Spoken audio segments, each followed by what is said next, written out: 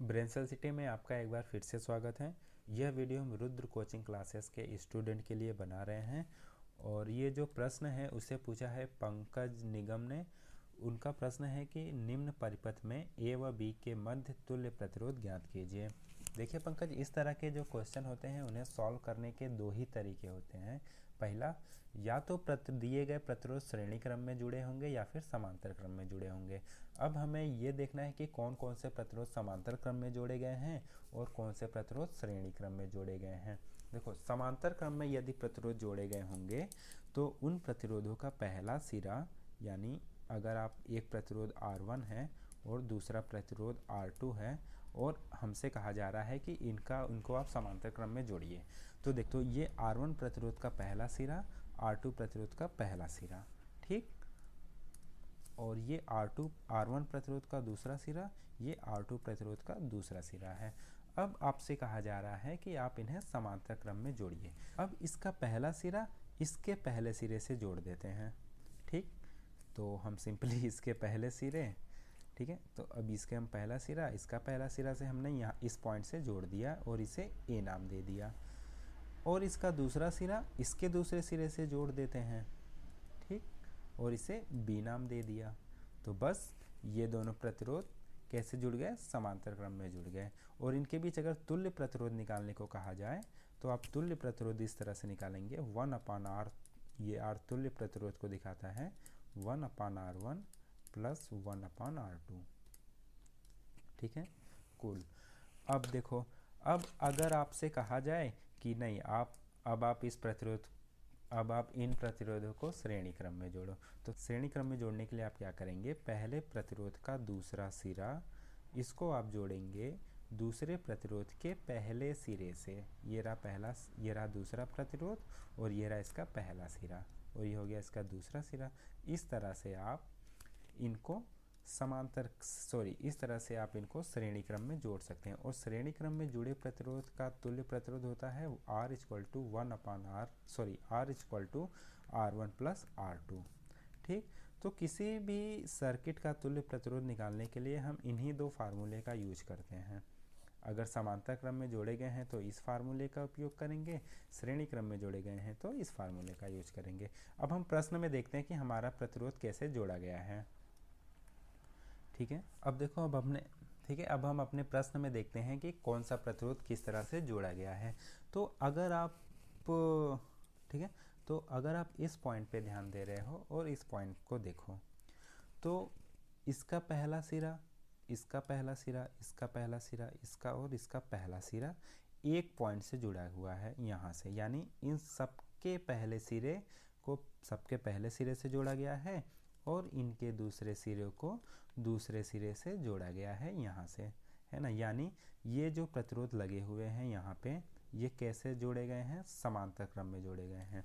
अच्छा, तो अगर, ठीक है, तो अच्छा, समांतर क्रम में जोड़े गए हैं तो समांतर क्रम के लिए हमारे पास अगर इनका तुल्य प्रतिरोध, ठीक है, अगर इन पांचों प्रतिरोधों का तुल्य प्रतिरोध R' लेते हैं तो R' बराबर हो जाएगा 1/1 ओम प्लस 1/1 ओम प्लस 1/1 ओम, ठीक है, 1/1 ओम। इस तरह से 5 प्रतिरोध समांतर क्रम में जोड़े गए हैं। तो 1 2 3 4 5, ये 1/R' की वैल्यू हो जाएगी आपकी, ये 1 ओम और ये 5, तो R' की जो वैल्यू है वो हो जाएगी 1/5 ओम, है ना।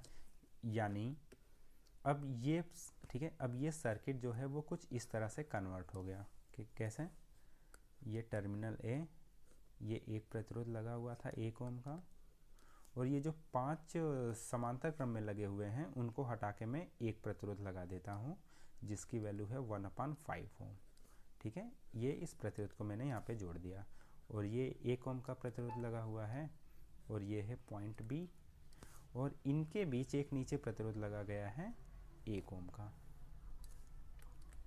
ठीक। यानी अब ये जो फिगर है, यानी अब ये जो फिगर है ये कुछ इस तरह से कन्वर्ट हो गया है। अच्छा, अब देखो,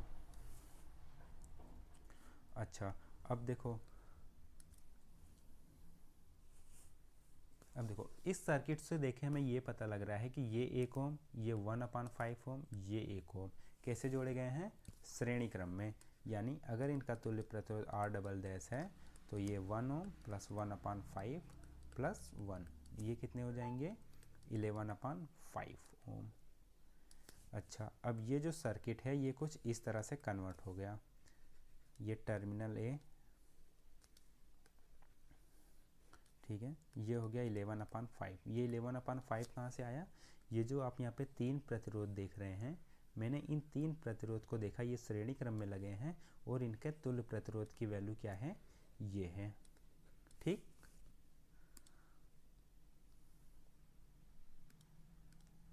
ठीक है, इनके तुल्य प्रतिरोध की वैल्यू क्या है, ये है ना, 11/5।